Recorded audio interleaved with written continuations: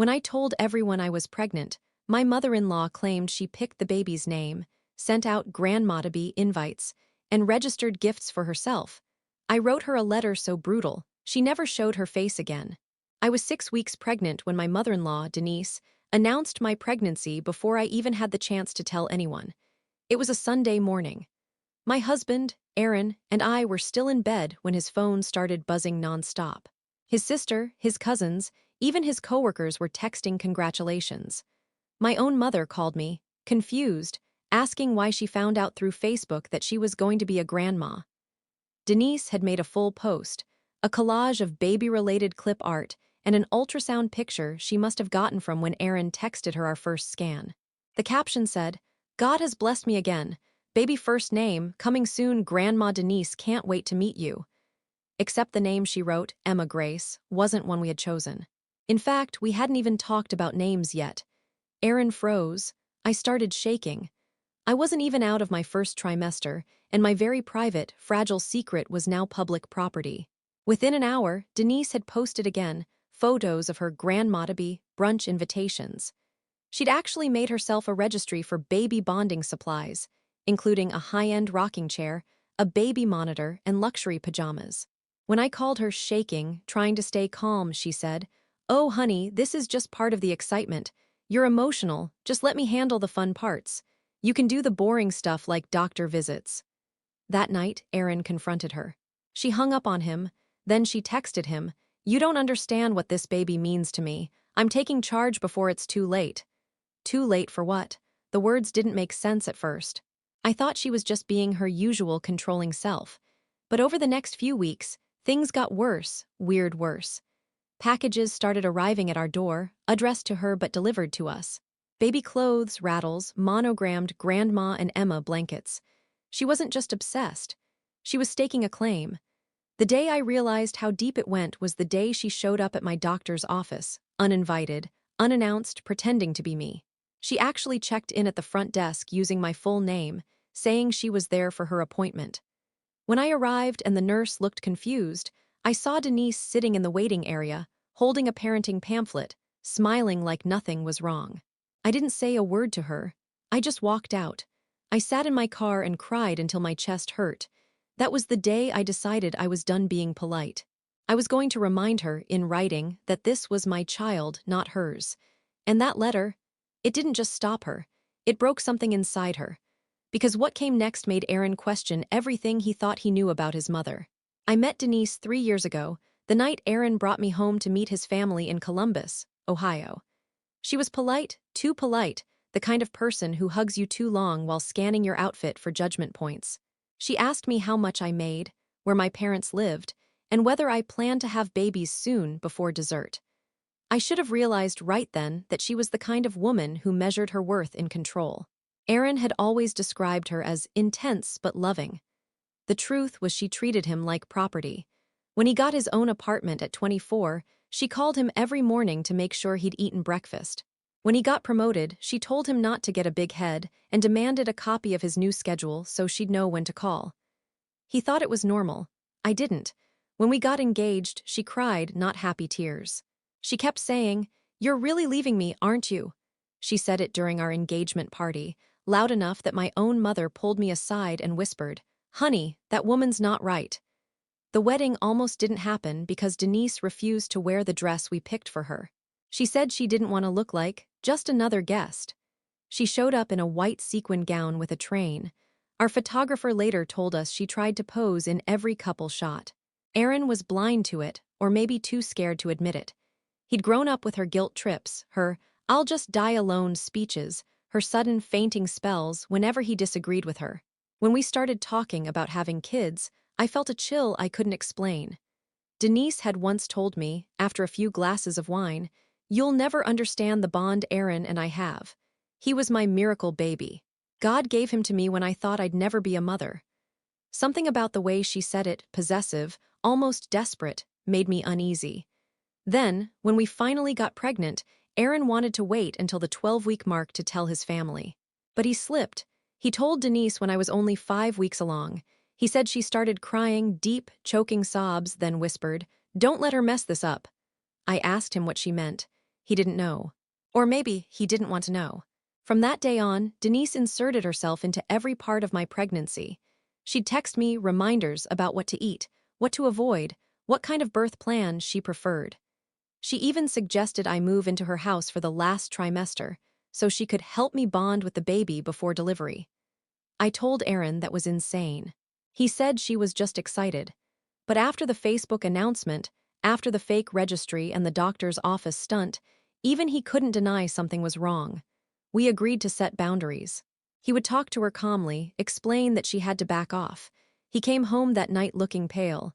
She said, "I'm not thinking clearly," he told me. She said, "I've forgotten who my real family is." He paused. She said she already has a nursery ready. A nursery. At her house. I remember feeling my stomach drop. That wasn't just creepy. That was a plan. 2 weeks after that conversation, I started getting anonymous packages at our door, baby bottles, pacifiers, onesies that said grandma's favorite. Each package had no sender name, but the handwriting on the labels looked eerily familiar. I told Aaron. He sighed, said he'd handle it. He went to her house that night and came back looking like someone had punched the air out of him. "She's calling it her nesting phase," he said. "She painted a whole room yellow and set up a crib." I stared at him. "At her house," he nodded. "She said it's so the baby has a second home." That phrase, second home, rattled around in my head for days. By then, I'd stopped answering her texts. She'd gone from annoying to invasive. She'd started calling my OBS office so often that they flagged her number. I changed my appointment times. She showed up anyway, once waiting in her car outside the clinic for 2 hours. I told Aaron we needed to go no contact until after the baby came. He agreed in theory, but he couldn't fully follow through. She'd guilt him, cry, say things like, "You're killing me. You're keeping my grandbaby away from me." Then one afternoon, I caught her standing in our driveway, trying to peer through our living room window. When I opened the door, she acted like it was a coincidence. "I was just in the neighborhood," she chirped, holding a pink blanket embroidered with Emma Grace. That name again, the one she invented. "Denise," I said flatly, "you need to leave." Her smile cracked a little. "Don't be dramatic, you're hormonal." I stepped outside, blocking the door. "No. You need to leave, you're not welcome here right now." She dropped her voice low. "You can't keep me out forever, this is our baby." Our baby? I swear I felt something in me snap. That night I told Aaron everything, every text, every uninvited visit, every creepy gift. He sat there in silence, running his hands through his hair, whispering, "I didn't think it was this bad." But even after all that, he still didn't want to cut her off completely. He said, "She's sick, she just needs help." I told him, "Then she can get help far away from us." The next morning, I called a lawyer. I wanted to know if there was any way to legally keep her from interfering, just in case. The attorney told me unless she'd made a direct threat, there wasn't much I could do. That's when I realized I had to handle this another way. So I wrote a letter, not an emotional rant, not a plea. A letter so clear, so brutally factual, it would slice through her delusion like a knife. But before I could send it, something happened that changed everything. A call from the hospital. They said my emergency contact had been updated. Apparently, my mother had called pretending to be me and listed Denise as my next of kin. When I got that call from the hospital, I honestly thought it was a mix-up. I told the nurse that my mother wasn't Denise, and they apologized, said it must have been an error from the last patient portal update. Except it wasn't an error. Later that night, Aaron checked my account. Sure enough, my emergency contact info had been changed. The name Denise Harper, typed neatly where my mother's name used to be. Her phone number, her address. We sat there in silence, both staring at the screen. Then Aaron said, "She couldn't have done that unless she had your login info." That's when I remembered something stupid. One day weeks earlier, I'd left my phone at her house after dinner. I was nauseous and had run to the bathroom. My phone had been on the counter, unlocked. She must have copied everything. But it wasn't just my hospital account. I found out she'd been checking my insurance portal, my baby registry, even my pharmacy profile. It felt like a violation beyond words. I called her the next morning. She didn't even deny it. She said, "Sweetheart, I only updated it because hospitals can't always reach the husband right away. You'll need a real mother figure there." "A real mother figure?" I snapped. "Denise, I have a mother." Her tone changed. It went flat. "No," she said. "You have me." That was the first moment I felt genuinely afraid of her. Aaron tried to intervene again, but it backfired. Denise told him I was paranoid and unstable, and that pregnancy hormones were making me lash out. She even tried to convince him that I was planning to move away and take the baby from him. She was trying to isolate me, to make him question me. For a few weeks, it worked. Aaron became distant, quiet, unsure of what to believe. Denise had gotten in his head. Then the worst thing happened. She showed up at his work. She brought a "Congratulations, Daddy" cake to his office and told his coworkers she was helping him prepare for single fatherhood. When he came home that day, his face was pale. He told me everything. "She said you're struggling mentally. She said she might need to step in for the baby's safety." It hit me like ice water. She wasn't just trying to steal attention. She was laying groundwork, trying to make people think I was unfit. That way, if anything ever happened, she could claim the baby. And that's when I understood what she meant that first day, when she said she was taking charge before it's too late. Too late meant before I could shut her out. I didn't tell Aaron, but that night I printed out every message, every photo, every creepy gift receipt from her fake registry. I even recorded her last call. Because the woman who thought she was grandma wasn't acting like family anymore. She was acting like a mother preparing to replace me. After that night, I stopped being scared. Fear wasn't helping me, it was feeding her. So I switched gears. I got cold, strategic, and methodical. Denise had spent months trying to rewrite reality, so I was going to make sure everyone saw the real one. I started documenting everything. Every text, every voicemail, every comment she'd left on social media. I took screenshots of her grandma-to-be registry, the Facebook posts where she'd announced my pregnancy, even the photos she'd posted of the nursery she'd built at her house. Then I called my cousin, who was a paralegal in Franklin County. She helped me draft a cease and desist letter, not the official lawyer kind, but one that looked sharp enough to scare the hell out of someone who lived off appearances. We wrote it like a legal document, notified her that she was harassing and impersonating a pregnant woman, cited the hospital incident as fraudulent misrepresentation, demanded she remove all posts and registries using my name or image, warned that if she contacted me again, we'd pursue a restraining order. But I didn't send it immediately. I wanted the delivery to sting, so I decided to time it for maximum exposure at her upcoming grandma shower. Yes, you read that right. Denise had actually planned an entire party for herself. Invitations, decorations, a cake that said "Celebrating Grandma Denise and Baby Emma." Her friends, her church group, even Aaron's aunt, all invited. She hadn't invited me, but I knew the date, thanks to a mutual friend who sent me a screenshot of the invite, half in disbelief, half in pity. So I printed 20 copies of the letter, each in its own envelope, labeled with her guests' names. I slipped them all into a larger package and mailed it to the hostess's address 2 days before the event. I didn't expect what happened next. The morning of the grandma shower, my phone blew up with texts, not from Denise, but from her church ladies apologizing to me. Apparently, they'd opened the letters before she arrived. And they'd read everything, every creepy message, every example of her interference, every line of her pretending to be me. When Denise showed up, the room was silent. No one hugged her. No one congratulated her. Someone had even taped one of the letters to the gift table. She left after 10 minutes. Aaron's sister called later, saying Denise was hysterical, screaming that I'd humiliated her. I didn't care. She wanted to make me small, I made her invisible. But that wasn't even the end. Because after that public humiliation, Denise vanished for 3 weeks. No calls, no posts, nothing. I thought maybe it was over. Until one morning, Aaron got a call from his dad, a man Denise had been divorced from for 20 years. He said, "You need to come to the old house. There's something you should see." We drove there that afternoon. What we found made Aaron's hands shake. Because tucked in Denise's old bedroom closet was a box full of baby photos. Not of him, but of another infant. A little girl. With Emma Grace written on the back of every single picture. The box was old. The kind of cardboard that bends soft at the corners, like it's been moved from house to house for years. Inside, everything was perfectly arranged. Baby clothes folded tight, a tiny pink bonnet, hospital wristbands, even a birth certificate-looking paper that turned out to be blank. But every photo in there, maybe 20 in total, had Emma Grace written on the back in the same looping handwriting Denise used on her Facebook posts. Aaron picked one up, staring at it for a long time. "That's not me," he whispered. The baby was clearly a girl. Chubby cheeks, brown curls, eyes that didn't look anything like his.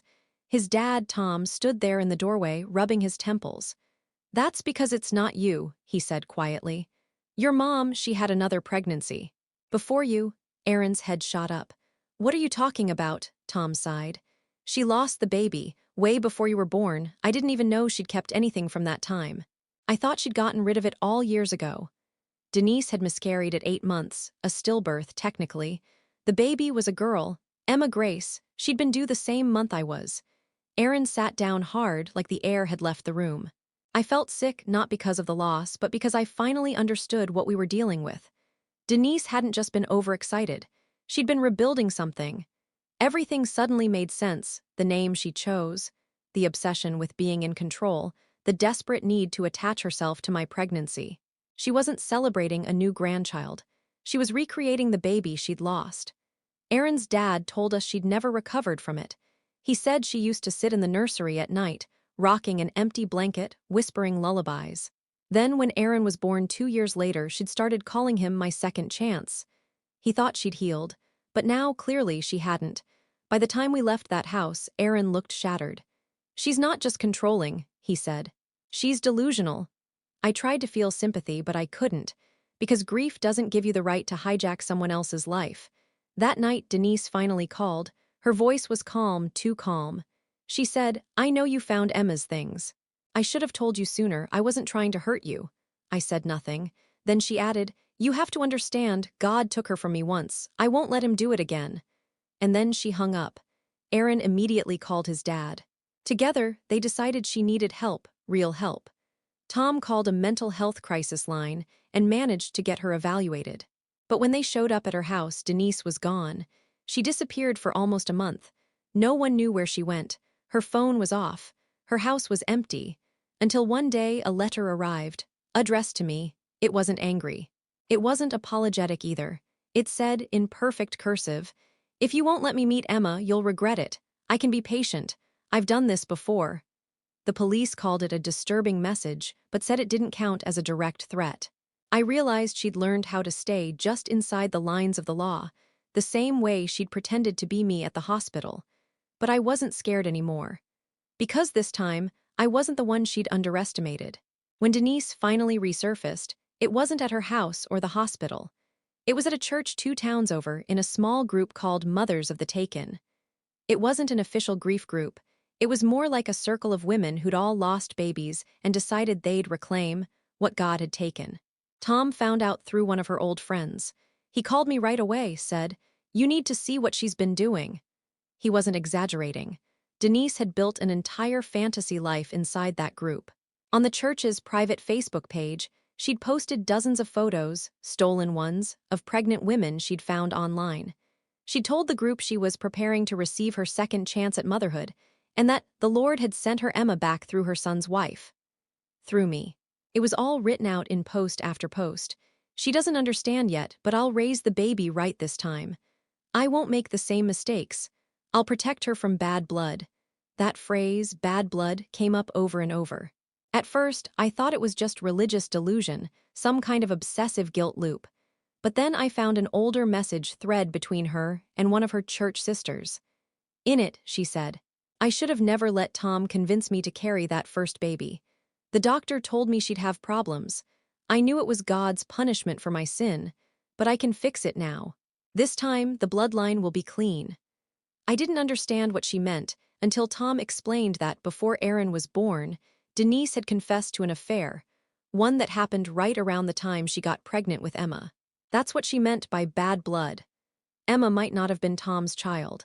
And Denise, twisted by guilt and shame, had decided that my baby, her son's baby, was her second chance to redeem that old sin. She wasn't trying to steal a grandchild. She was trying to rewrite her own past, erase the baby she'd betrayed, and raise mine as the pure version of the one she lost. I remember sitting there, reading that message, feeling this deep, cold disgust in my stomach. She wasn't grieving anymore. She was obsessed with purity, control, and punishment. Aaron refused to believe it at first. But when we showed him the group posts, he just broke. She wanted to fix her mistake, he said quietly, by destroying us. The worst part, she wasn't alone in it. That Mothers of the Taken group had actually been encouraging her, telling her that divine mothers sometimes have to take back what was stolen. They'd been feeding her delusion. And that's when I knew she'd never stop. Not with logic, not with shame, not with exposure. So I stopped trying to make her understand. I decided to make sure she could never come near us again, legally, publicly, permanently. And I had exactly the plan to do it. I waited until after I gave birth to put everything into motion. I wasn't going to risk her finding me while I was still vulnerable. Our daughter was born healthy in early June. Not Emma Grace, we named her Clara Rose. A clean start. We kept the birth completely private. No posts, no photos, not even Aaron's extended family knew until weeks later. We told the hospital not to release any info to anyone except us. We even switched to a new pediatrician in a different clinic across town. Then, once Clara was home and safe, I unleashed the letter.